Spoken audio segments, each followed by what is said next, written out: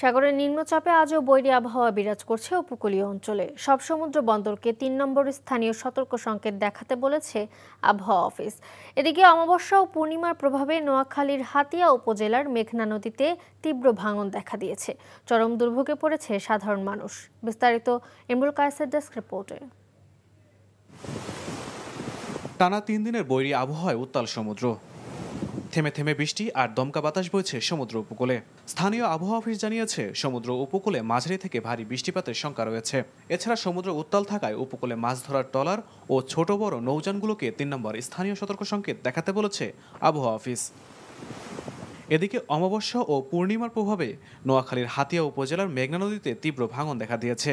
এতে ৩ থেকে ৪ ফুট পানিতে তলিয়ে গেছে কবিরহাট, কোম্পানিগঞ্জ ও হাতিয়া উপজেলার বেশ কয়েকটি ইউনিয়ন। চরম দুর্ভোগে পড়েছেন সাধারণ মানুষ। আমারও নিজের ঘর বাড়ি যেটা ছিল সব বিলীন হয়ে গেছে। এইভাবে প্রতি দৈনিক ২-৪০০ ফ্যামিলি উঠতেছে এবং ভাঙতেছে। এই অঞ্চলের মানুষ কতটা কষ্ট করে, কতটা নির্বিকার ভাবে জীবনযাপন করে, এটা যদি স্বচক্ষে কেউ না দেখে তাহলে কেউ বুঝতে পারবে না। তীব্র স্রোত ও অতিরিক্ত বাতাসের কারণে নদী উত্তাল থাকায় হাতিয়ার চেয়ারম্যান ঘাটের ইলিশা ঘাট, ছতলার ঘাট, ট্যাঙ্কির ঘাট এলাকা বিলীন হয়ে গেছে। জিও ব্যাগ ফেলে ভাঙন রোধে কাজ করছে পানি উন্নয়ন board. Imrul Kayes, NTV news desk. Bundle থাকলে প্রতি সেনমানিতে টাকা বাঁচবে। বিকাশ সেনমানি বান্ডেল কিনে জিতুন প্রতি লেনদেনে।